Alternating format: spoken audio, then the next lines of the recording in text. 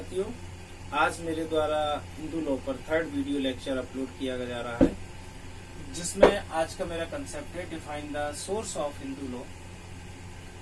Source of Hindu law, explain. Hindu विधि के स्रोत क्या है, उनको समझाएंगे। हिंदू विधि के स्रोत में मैंने यहाँ लिख रखा है number first Shruti, Smriti, digest and commentaries, tradition, customs, legislature, judicial judgment, sale power of court. ठीक, number first one by one करके हम डिफाइन करते हैं। नंबर फर्स्ट, या ये समझ लीजिए कि what is the means about to source. Source of law से क्या तात्पर्य है? सोर्स ऑफ हिंदू लॉ से तात्पर्य है कि हिंदू विधि की उत्पत्ति कहाँ से हुई, वे कौन कौन से स्रोत हैं, वे कौन कौन से सोर्स हैं जिनसे हिंदू विधि की उत्पत्ति हुई। कौन कौन से सोर्स हैं ये मैंने यहाँ लिख रखे हैं। नंबर फर्स्ट, श्रुति। श्रुति यानी सुनना, जो सुना गया, किसी ने कहा और किसी ने सुना। यानी कि कानून कैसे लिखा गया, किसी ने बताया और किसी ने लिखा। विद्यार्थियों, थोड़ा सा हमें इतिहास के पन्नों में जाना पड़ेगा। जिस कानून को आज हम देख रहे हैं, Indian penal code 1860, civil procedure code 1908, criminal procedure code 1973, evidence act 1872, contract act 1872, transfer of property act 1882, इस तरह कई सारे कानून जिन्हें हम आज देख रहे हैं, वो सन 1947 के बाद जब संविधान बना उसके बाद के हैं। ठीक, हाँ, ये बात अलग है कि कुछ कानून जब हम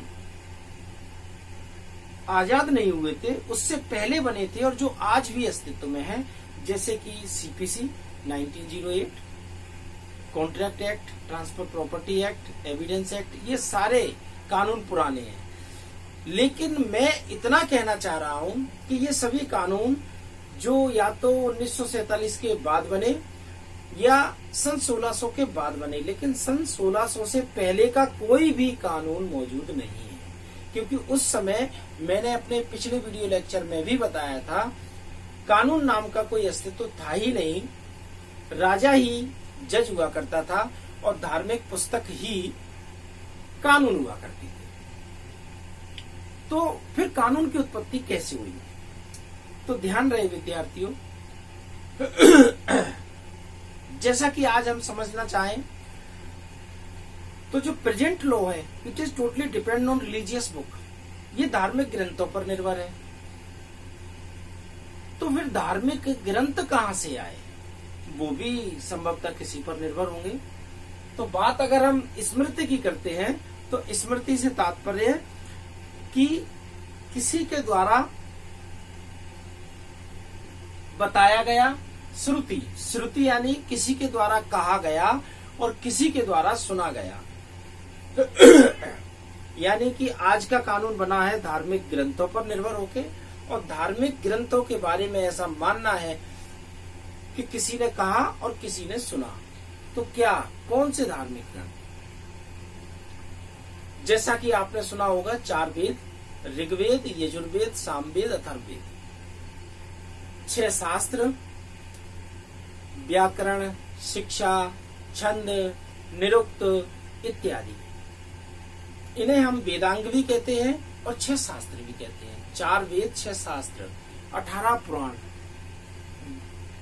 विष्णु पुराण, ब्रह्म पुराण, शिव पुराण, गरुड़ पुराण, मत्स्य पुराण, गणेश पुराण, अग्नि पुराण, इस तरह 18 पुराण। यानी 4 वेद, 6 शास्त्र, 18 पुराणों के बारे में ज्ञान जब किसी ने दिया और किसी ने उसे लिखा, यहीं से कानून की उत्पत्ति हुई।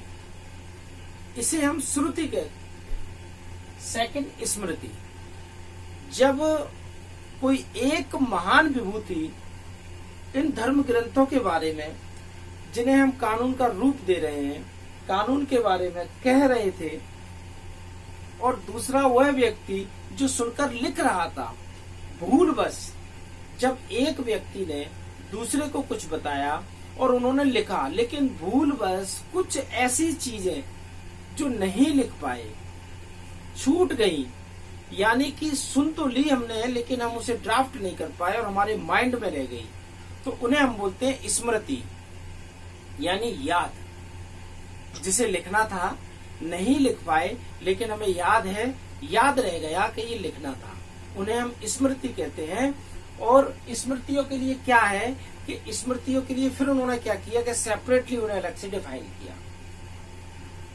जैसे नारद स्मृति, मनु स्मृति, याज्ञवल्क्य स्मृति, इस तरह कई सारी स्मृतियां हैं जो कि सेपरेटली डिफाइन की गई। थर्ड, डाइजेस्ट एंड कमेंट्री, भाष्य और निबंध। इसके अलावा कुछ विद्वानगण, कुछ महान आत्माएं जिन्होंने अलग से निबंध और भाष्य इत्यादि की रचना की, जिसे हम डाइजेस्ट और कमेंट्री कहते हैं। जैसे विज्ञानेश्वर, जीमुतवाहन और ऐसे कई सारे अन्य लोग भी हैं। विज्ञानेश्वर और जीमुतवाहन, इन दोनों ने मिताक्षरा और दाय भाग की उत्पत्ति की। ट्रेडिशन, परंपरा, परंपरा द्वारा भी कभी कभी कानून की उत्पत्ति होती है। ध्यान रहे, जब किसी परिवार या खानदान विशेष में कोई परंपरा काफी समय से प्रचलन में हो तो वो कानून का रूप ले लेती है। कस्टम्स, प्रथाएं, किसी स्थान विशेष पर अगर कुछ प्रथाओं का रिवाज है तो वो प्रथाएं कानूनी रूप ले लेंगी, लेकिन वे प्रथाएं कानूनी रूप केवल उसी स्थान विशेष पर ले सकती हैं जिस स्थान पर वर्षों से उन प्रथा का उपयोग किया जा रहा है, उनका प्रयोग किया जा रहा है। अदरवाइज उन प्रथाओं को हम उस स्थान से हटकर अगर किसी और स्थान पर उपयोग में लेना चाहते हैं तो वो कानून का रूप नहीं लेंगे। लेजिस्लेशन, विधायन। विद्यार्थियों, विधायन के बारे में मुझे ज्यादा बताने की जरूरत नहीं है। जैसा कि आप सभी जानते हैं, वर्तमान में जो कानून है, जो भी विधियां हैं, वे सब विधायन द्वारा निर्मित होती हैं, संसद में बैठकर विधानसभाओं से पास होती है। तो इस विधायन को, जो वर्तमान समय का कानून है, इसे हम विधायन कहते हैं। जुडिशियली जजमेंट, कई बार ऐसा देखने में आता है कि मान लीजिए कोई मामला जो किसी विवाद के रहते किसी न्यायालय में जाता है, फिर वो चाहे डिस्ट्रिक्ट कोर्ट हो, हाई कोर्ट हो या सुप्रीम कोर्ट हो, कोई मामला दो पक्षों के बीच में विवाद का विषय बनता है और न्यायालय में पहुंचता है, और न्यायालय जब उस मामले को सुनता है, समझता है और उसे निष्कर्षित करने की कोशिश करता है, तो ऐसी स्थिति में एक समस्या न्यायालय के सामने आ जाती है। न्यायालय किसी भी विवाद को खत्म करने के लिए, उसका समाधान निकालने के लिए या तो कानून का पक्ष लेगा, लेकिन कानून उस पर कोई बना नहीं है, टोटली लॉ इज साइलेंट, है ही नहीं कानून, या फिर किसी परंपरा के आधार पर समाधान निकालेंगे, परंपरा भी नहीं है, प्रथा भी नहीं है, विधायन भी नहीं है। जब कोई भी ऐसा कंसेप्ट किसी भी कोर्ट को नहीं मिलता कि जिस पर आधारित होकर वो उस मामले को सुन समझकर निष्कर्षित कर सके, तो ऐसी स्थिति में एक सेपरेटली पावर न्यायालय को होती है, सेल्फ डिस्क्रिशन पावर, स्व विवेक का अधिकार। और जब वह ऐसे स्व विवेक के अधिकार का प्रयोग करके किसी मामले को सुन समझकर उसका समाधान निकाल देते हैं, तो वह मामला आगे आने वाले समय के लिए जुडिशियल जजमेंट बन जाता है, न्यायिक निर्णय।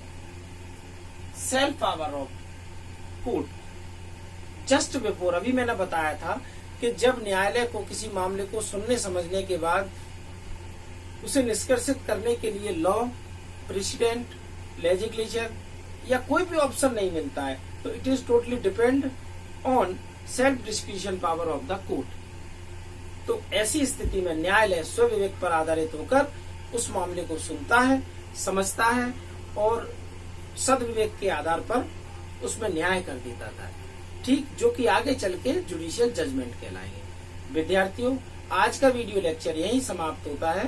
धन्यवाद।